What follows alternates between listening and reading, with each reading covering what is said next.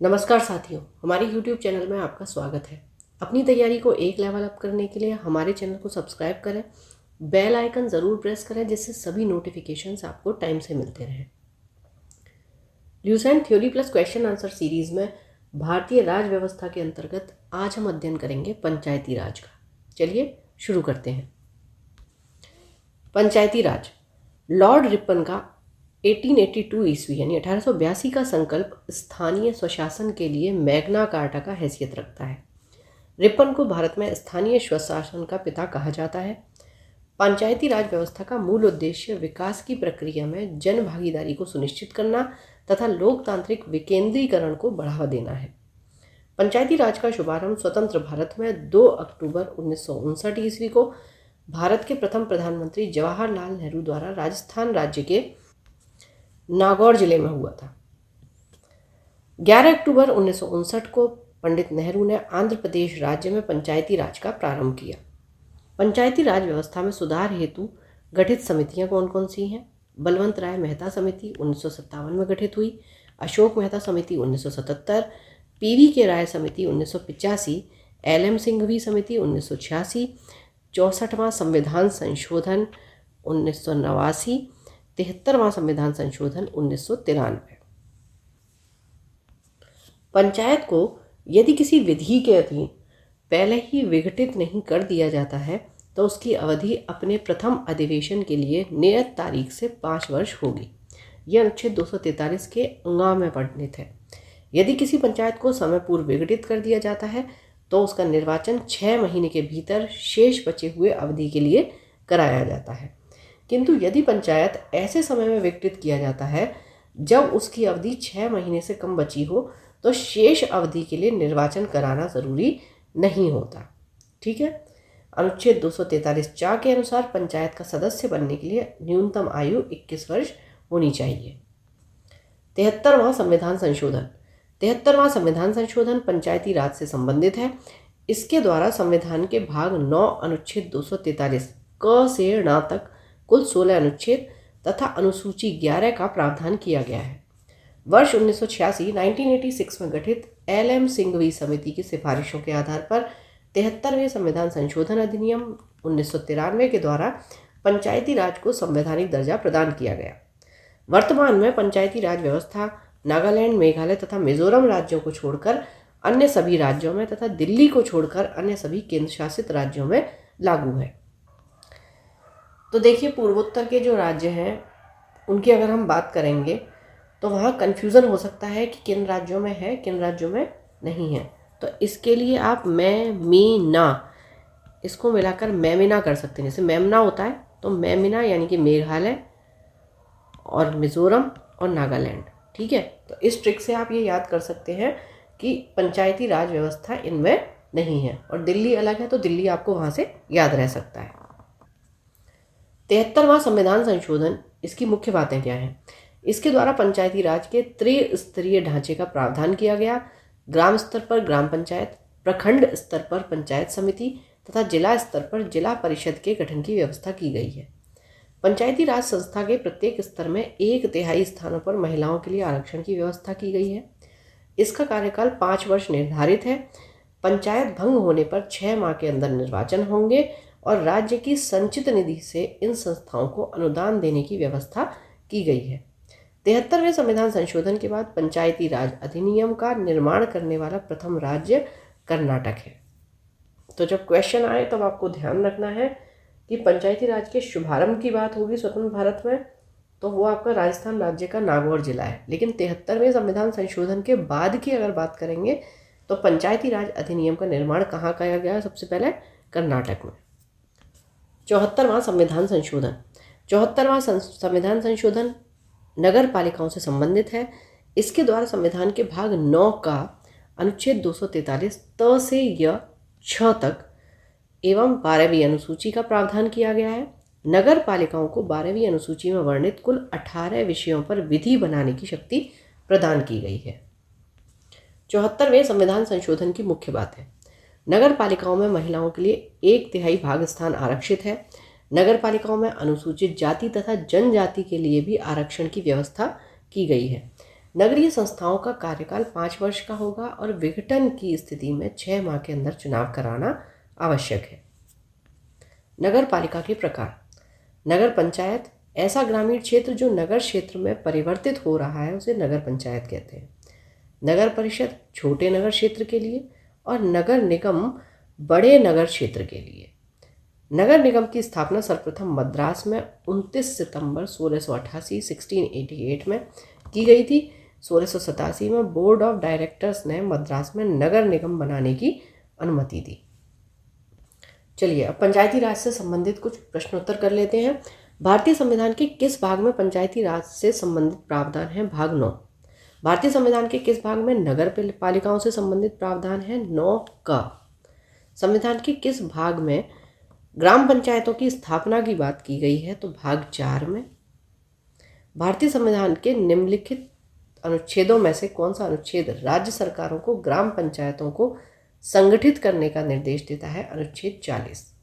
संविधान की 11वीं अनुसूची में निम्नलिखित में से क्या सम्मिलित है? तो पंचायतों का कार्यक्रम।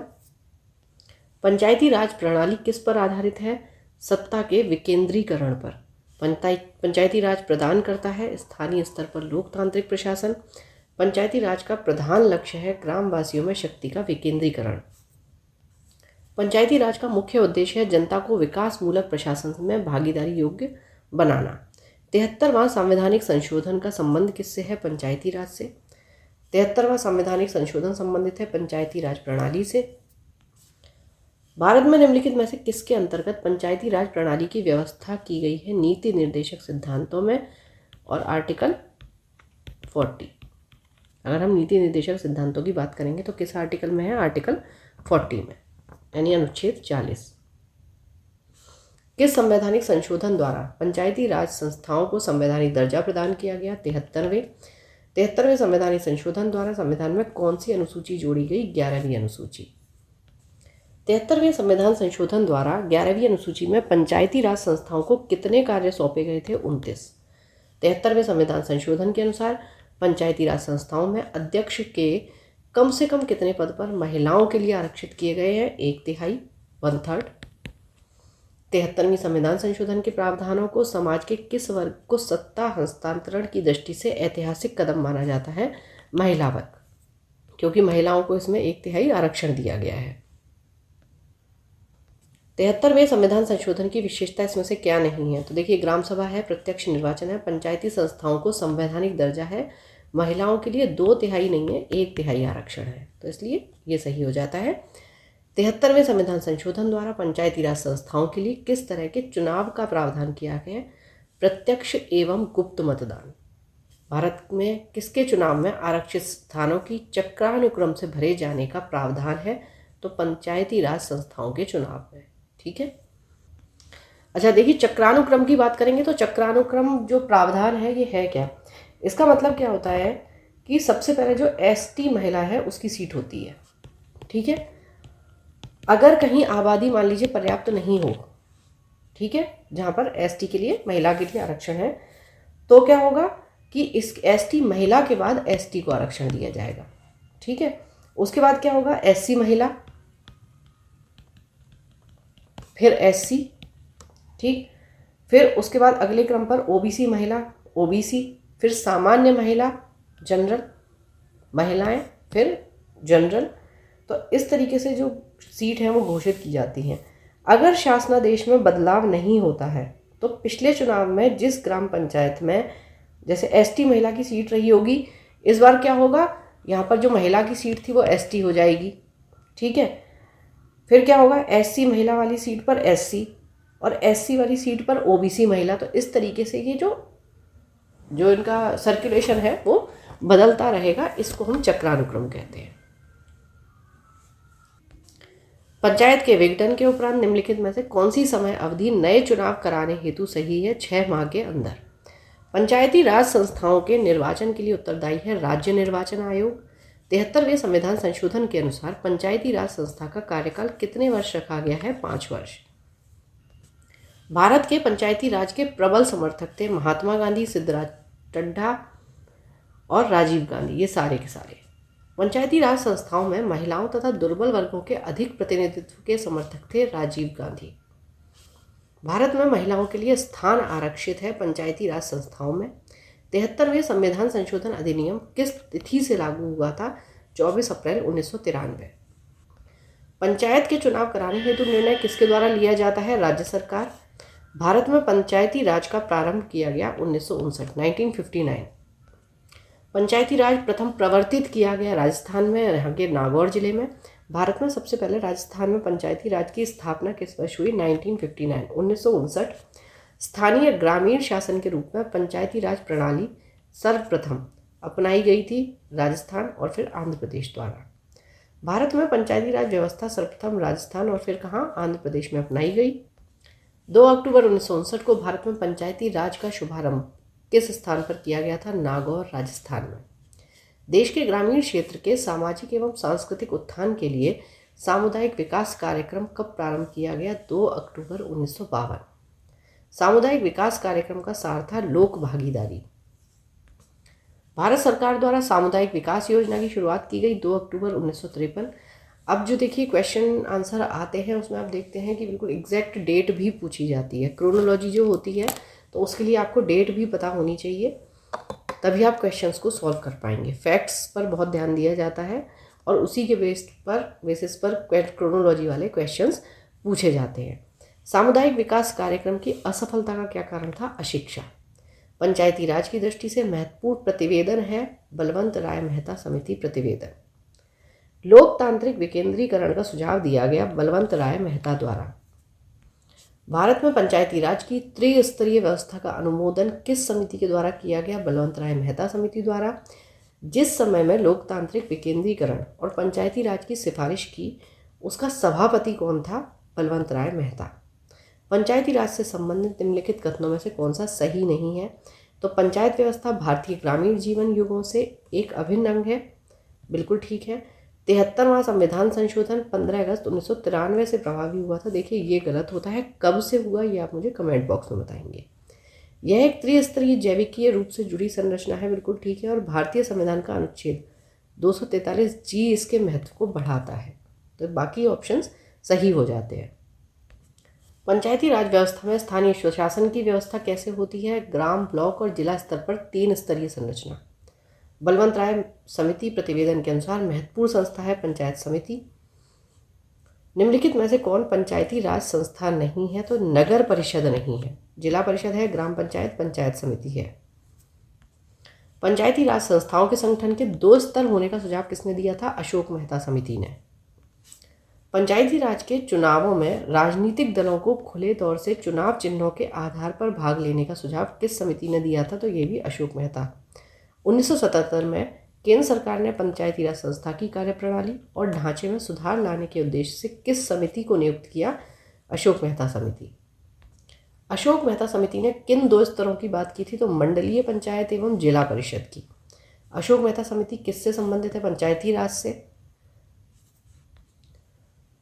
पंचायती राज से संबंधित निम्न समितियों को उनके कालक्रम से व्यवस्थित करना है, ठीक है। तो देख लेते हैं कि कब कब कौन कौन सी समितियाँ आई। GV राव समिति की बात करेंगे तो ये बनी 1985 में, ठीक है। उसके बाद LM सिंघवी समिति 1986, 1986। उसके बाद BR मेहता यानी कि बलवंत राय मेहता समिति की बात करें तो 1957, 1957। अशोक मेहता समिति 1977।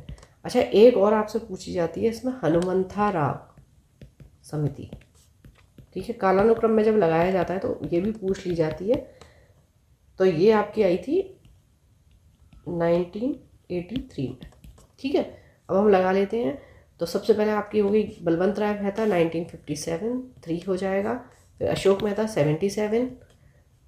उसके बाद आपकी आती है GV राव 1985 और उसके बाद LM सिंघवी 1986। अगर हनुमंता भी दी होती इसमें तो फिर अशोक मेहता के बाद आपकी हनुमंता राव समिति आती। 1977 में पंचायती राज व्यवस्था की समीक्षा के लिए गठित समिति की अध्यक्षता किसने की थी? अशोक मेहता ने। पंचायती राज संस्थाओं के निम्नतम स्तर पर कौन है? ग्राम सभा व पंचायत। पंचायती राज संस्थाओं के उच्चतम स्तर पर कौन है? जिला परिषद। पंचायती राज की आधारशिला है ग्राम सभा। पंचायत समिति का मुख्य निष्पादक होता है खंड विकास पदाधिकारी। जिला परिषद का मुख्य कार्य है समन्वय एवं पर्यवेक्षण। पंचायती राज की मुख्य उपलब्धि है राजनीतिक चेतना का विकास करना। पंचायती राज की प्रधान समस्या है दलगत राजनीति। स्थानीय सांसद और विधायक किसके पदेन सदस्य होते हैं? जिला परिषद के। ग्राम पंचायत का निर्वाचन कराना निर्भर होगा राज्य सरकार पर। खंड स्तर यानी कि ब्लॉक लेवल पर पंचायत समिति एक प्रशासनिक प्राधिकरण है। सामान्यतः पंचायत समिति में कितने प्रकार के सदस्य होते हैं? तो पदेन सदस्य, सहयोजित सदस्य और सहयोगी सारे। निम्नलिखित का सही वरीयता क्रम क्या है? तो सबसे पहले ग्राम सभा आती है, फिर पंचायत समिति और फिर जिला परिषद। 1, 2, 3 ही है। पंचायती राज सम्मिलित है राज्य सूची में। पंचायतों के द्वारा कौन सा कर वसूला जाता है?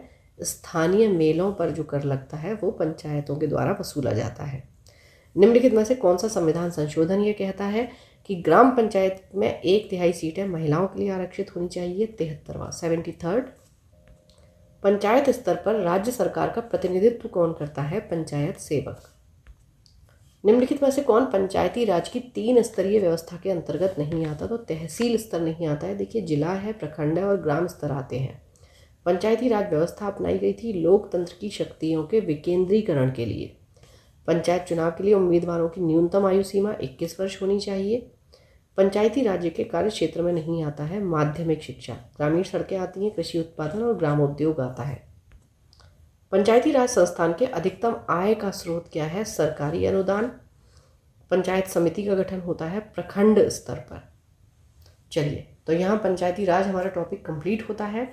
पढ़ते रहिए, बढ़ते रहिए, रिवीजन ज़रूर करते रहिए। Thank you for watching, keep learning, stay with me.